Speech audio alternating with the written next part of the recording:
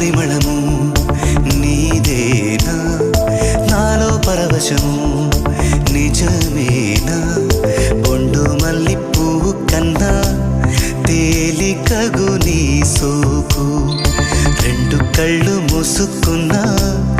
లాగు మరి నీ వైపు సొగసును చూసి